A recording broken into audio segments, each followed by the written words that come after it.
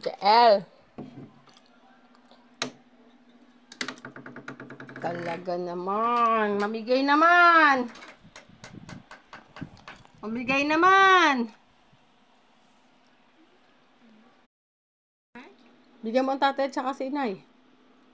Ay, patuyog na eh. Ha? Patuyog na eh. Tulog si inay? Saan? Ay. Hindi eh. Nagpaluto si Jael ng popcorn tapos nagtago sa kwarto. Hindi namimigay. Sinubuan lang daw ang tatay ng isa. Tapos nagtago na sa kwarto. Grabe si Jael ay.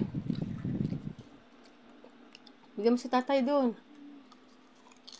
Ang labas. Tubig, tubig. Ikuha doon. Kaya mo na yan. Naman. Ano ka pa? Bigyan pa ang tatay.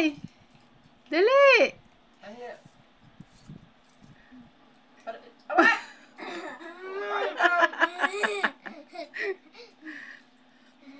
Ang tatay. Ang damot ni Jael. Bigyan tatay.